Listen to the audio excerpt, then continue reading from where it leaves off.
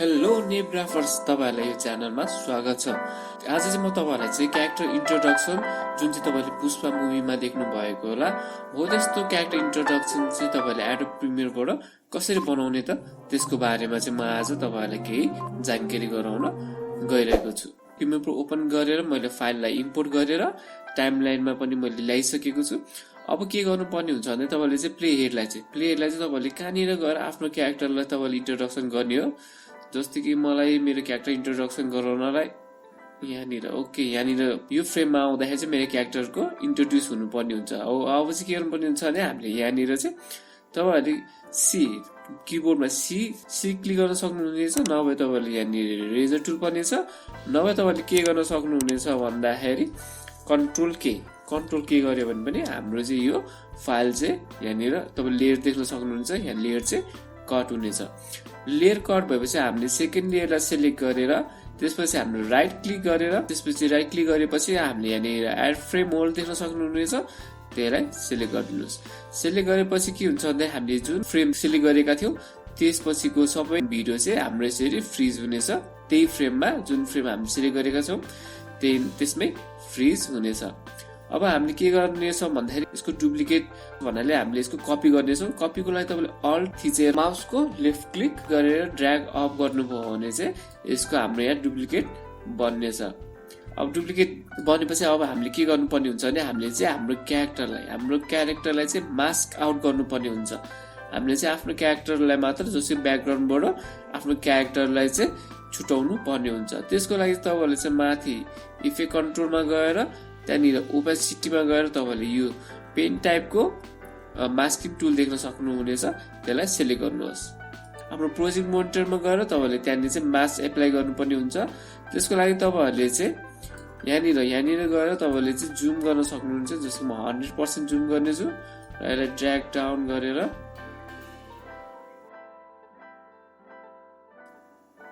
अब चाहिँ हामी यहाँनिर चाहिँ मास्क एप्लाई गर्नेछौँ। मास्क एप्लाई गर्दाखेरि चाहिँ अलि राम्रोसँग र प्रिसाइसली अलिकति मिलाएर राम्रोसँग आफ्नो सब्जेक्टलाई हुने गरी तपाईले मास्क गर्नुपर्ने हुन्छ।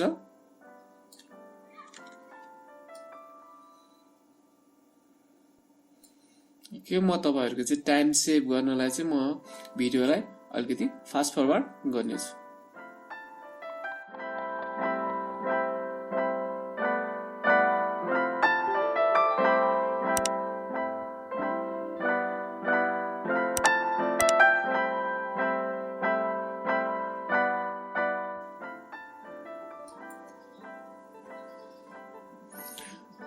मैले चाहिँ मार्क्स चाहिँ एप्लाई गरिसकेको छु। अब यसलाई फेरि फिट गरौँ। फिट गरेपछि हाम्रो यहाँ इफेक्ट कन्ट्रोलमा गएर हाम्रो फेदरलाई चाहिँ 0 राख्दियौँ। ब्याकग्राउन्डबाट हामीले आफ्नो सब्जेक्टलाई चाहिँ हामीले चाहिँ छुटाइसकेका छौँ। त्यसको लागि चाहिँ तलपट्टि भिडियोलाई चाहिँ हामीले चाहिँ यहाँनिर आई जस्तो बटन छ, आई टाइपको आइकन छ, त्यसलाई चाहिँ क्लिक गरौँ। क्लिक गरेपछि तपाईले हेर्न सक्नुहुनेछ कि जति पनि ब्ल्याक भएका छन् त्यो चाहिँ अनसिन हो र जति पनि व्हाइट भन्नाले चाहिँ हाम्रो सब्जेक्ट चाहिँ हामीले चाहिँ सिन भइरहेको छ। ओके, अब हामी सब्जेक्टलाई मोसन इफेक्ट दिनेछौँ। त्यसको लागि इफेक्ट कन्ट्रोलमा गएर जस्तै यहाँ तपाईले पोजिसन र स्केल देख्न सक्नुहुन्छ। हामी चाहिँ यहाँ की-फ्रेम एक्टिभेट गर्नेछौँ। एक्टिभेट गर्नलाई चाहिँ हामीले यहाँनिर टगल एनिमेसन भन्ने छ, त्यसलाई क्लिक गरौँ। पोजिसन र स्केलको मैले चाहिँ की-फ्रेम एक्टिभेट गरेको छु र यसलाई चाहिँ म सुरुमा लानेछु र त्यसपछि अलिकति अगाडि ल्याएर यसको चाहिँ म जुम गर्नेछु, यसलाई जुम, र त्यसपछि यसको पोजिसन चाहिँ म मिलाएर राख्नेछु। अब तपाईले देख्न सक्नुहुन्छ हाम्रो सब्जेक्ट मोसन एनिमेसन चाहिँ रेडी भएको छ। अब यो हाम्रो यो ट्रान्जेक्सनलाई चाहिँ स्मुथ गराउनलाई चाहिँ म पहिला सुरुको दुईटा की-फ्रेमलाई सिलेक्ट गरेर राइट क्लिक गरेर यसलाई चाहिँ हामी चाहिँ एल्स आउट भन्ने छ, एल्स आउट गर्नेछौँ। त्यसपछि अर्को सेकेन्डलाई सिलेक्ट गरेर यसलाई चाहिँ हामी एल्स इन गर्नेछौँ।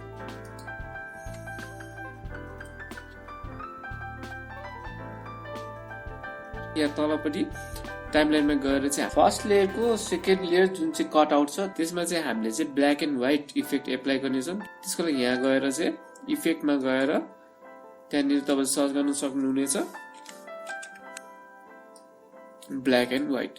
ब्ल्याक एन्ड व्हाइटलाई चाहिँ हामीले ड्र्याग गरेर सेकेन्ड तलको सेकेन्ड लेयरमा चाहिँ ड्रप गरिदिन्छु। ड्रप गरेपछि तपाईले देख्न सक्नुहुन्छ कि हाम्रो ब्याकग्राउन्ड चाहिँ ब्ल्याक एन्ड व्हाइट भएको छ। अब त्यसै हामी फेरि अर्को यहाँनिर सर्च गर्नेछौँ। हामी चाहिँ गौसियन ब्लर गौसियन ब्लर भन्ने छ। गौसियन ब्लरलाई चाहिँ फेरि यसलाई ड्र्याग गरेर हामी तलपट्टिको लेयरमा चाहिँ ड्रप गरिदिन्छौँ। ड्रप गरेपछि तपाईले इफेक्ट कन्ट्रोलमा गएर चाहिँ त्यहाँबाट चाहे जतिको ब्लरिनेस चाहिँ तपाईले बढाउन सक्नुहुन्छ। आफूले मन चाहे जस्तो ब्लर राख्नु होला। रिपिट एजलाई पनि सेलेक्ट गरिदिनु होला। ओके, अब चाहिँ हाम्रो माथिको लेयरलाई चाहिँ हामी नेक्स्ट गर्नुपर्छ। नेक्स्टको लागि तपाईले त्यो लेयरमा गएर चाहिँ राइट क्लिक गरेपछि नेक्स्ट भन्ने अप्सन छ, त्यसलाई क्लिक गरिदिनुहोस्। अनि त्यसपछि आफूले मन चाहे नाम लेख्नुहोस् र ओके क्लिक गरिदिनुहोस्। हाम्रो यो माथिको लेयर चाहिँ नेक्स्ट भएको छ र अब चाहिँ हामी nested लेयरमा pain bucket effect apply गर्नेछौँ। त्यसको लागि तपाईहरुले चाहिँ इफेक्टमा गएर पेन बकेटलाई सर्च गर्नुहोस्। सर्च गरेपछि पेन बकेटलाई चाहिँ तपाईले ड्र्याग गरेर माथिको नेक्स्टेड लेयरमा ड्रप गरिदिनुहोस्। त्यसपछि तपाईहरुले चाहिँ इफेक्ट कन्ट्रोलमा जानुहोस्। इफेक्ट कन्ट्रोलमा गएर त्यहाँ तलपट्टि तपाईहरुले चाहिँ पेन बकेट भन्ने अप्सन देख्न सक्नुहुनेछ। त्यो पेन बकेटमा चाहिँ तपाईहरुले चाहिँ फिल सेलेक्टर देख्न सक्नुहुनेछ। फिल सेलेक्टरलाई चाहिँ तपाईहरुले चाहिँ ट्रान्सपेरेन्सी बनाउनुहोस्। त्यसपछि स्ट्रोकलाई चाहिँ स्ट्रोक र त्यसै स्ट्रोक वेटलाई चाहिँ तपाईहरुले बढाइदिनुहोस्। मन चाहे जस्तो बढाउन सक्नुहुनेछ। तपाईहरुले यहाँ देख्न सक्नुहुन्छ कि हाम्रो प्रोजेक्ट मोनिटरमा चाहिँ केही इफेक्टहरु भइरहेको देखाइरहेको छैन। त्यो चाहिँ किन हुन सक्छ भन्दाखेरि हाम्रो चाहिँ यहाँ हाइट भइरहेको हुन सक्छ। त्यसको लागि तपाईले यहाँ फिल पोइन्ट भन्ने देख्न सक्नुहुन्छ। फिल पोइन्टलाई चाहिँ तपाईले चाहिँ यताउता चलाउनुहोस्, जसले गर्दा तपाईले देख्न सक्नुहुनेछ कि यहाँनिर चाहिँ हाम्रो इफेक्ट चाहिँ एप्लाई भइरहेको छ। र तपाईले स्ट्रोक विथ भन्ने छ। स्ट्रोक विथलाई चाहिँ तपाईले चाहिँ मन चाहे जति बढाउन सक्नुहुनेछ। र त्यसपछि तपाईले यहाँनिर चाहिँ पेन बकेटमा कलर भन्ने देख्न सक्नुहुन्छ। कलर चाहिँ आफूले मन चाहे कलर राख्न सक्नुहुनेछ। म यहाँनिर चाहिँ व्हाइट कलर राख्नेछु। त्यसपछि ओके क्लिक गरिदिनेछु। तपाईले देख्न सक्नुहुनेछ कि हाम्रो इफेक्ट चाहिँ एप्लाई भइसकेको छ। इङ्क स्ट्रोक चाहिँ तपाईहरुले चाहिँ डाउनलोड गर्न सक्नुहुनेछ। त्यसको लिंक चाहिँ म तपाईहरुलाई तल दिनेछु। त्यहाँ गएर चाहिँ तपाईले फ्रीमा डाउनलोड गर्न सक्नुहुनेछ र फ्रीमा युज गर्न सक्नुहुनेछ। मैले चाहिँ यहाँ इम्पोर्ट गरिसकेको छु। यसलाई चाहिँ म ड्र्याग गरेर यहाँनिर ड्रप गरिदिन्छु। ओके, अब मलाई चाहिँ यो इङ्क स्ट्रोक चाहिँ सब्जेक्टको पछाडि हुनु छ, अगाडि हैन कि पछाडि हुनु छ। त्यसको लागि चाहिँ म सब्जेक्टलाई चाहिँ ड्र्याग गरेर माथि लानेछु। फेरि ड्र्याग गरेर तल लगाऊ। अब चाहिँ हाम्रो चाहिँ इङ्क स्ट्रोक चाहिँ यहाँ पछाडि एपियर भएको छ। र अब हाम्रो सब्जेक्ट चाहिँ यहाँ जुम इन भइरहेको छ भनेदेखि म चाहिँ इङ्क स्ट्रोकलाई चाहिँ जुम आउट भइरहेको इफेक्ट दिनेछु। त्यसको लागि चाहिँ म के गर्नेछु भन्दाखेरि चाहिँ यहाँ स्ट्रोक लेयर सेलेक्ट गरेर यहाँ मोसनमा गएर चाहिँ म के गर्नेछु भन्दाखेरि पोजिसन र स्केलको की-फ्रेम चाहिँ एक्टिभेट गर्नेछु। र यो की-फ्रेमलाई चाहिँ म अलिकति अगाडि सार्नेछु। र त्यसपछि अब फेरि म यसलाई चाहिँ अलिकति जुम गर्नेछु, अलिकति पोजिसन मिलाउनेछु। अब तपाईले देख्न सक्नुहुनेछ कि सब्जेक्ट जुम इन भए जस्तै हाम्रो स्ट्रोक चाहिँ जुम आउट हुनेछ। अब हामी चाहिँ यहाँनिर एउटा टेक्स्ट एड गरौँ। टेक्स्टको लागि तपाईले किबोर्डमा टी नभए यहाँनिर अप्सनमा गएर यहाँनिर टुलबारमा गएर टी सेलेक्ट गर्नुहोस्। सेलेक्ट गरेपछि तपाईले चाहिँ यहाँनिर प्रोजेक्ट मोनिटरमा गएर चाहिँ लेफ्ट क्लिक गरिदिनुहोस्। क्लिक गरेपछि तपाईले त्यहाँ टेक्स्ट टाइप गर्न सक्नुहुन्छ। जस्तै कि म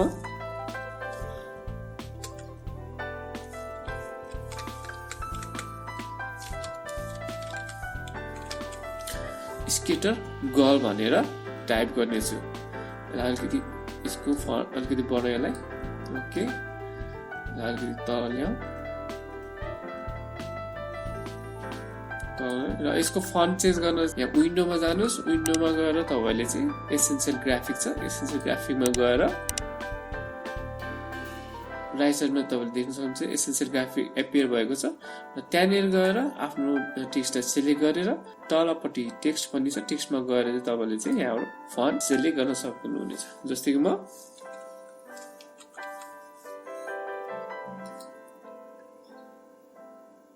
यो टाइपको फन्ट यहाँनिर एप्लाई गर्नेछु टेक्स्टको कलर पनि तपाईले चेन्ज गर्न सक्नुहुनेछ त्यसको लागि चाहिँ तलपट्टि गएर यहाँनिर फिल भन्ने छ त्यहाँ गएर तपाईले चाहिँ आफूलाई कुन चाहिँ टेक्स्टको कुन चाहिँ कलर राख्नु मन छ त्यहाँ आफूले चाहिँ सेलेक्ट गरेर तपाईले राख्न सक्नुहुनेछ अब यसलाई चाहिँ अलिकति पोजिसन मिलाऊ यसको पोजिसन मिलाएर ओके माथिको लेयरलाई टेक्स्ट लेयरलाई चाहिँ अलिकति ड्र्याग गरेर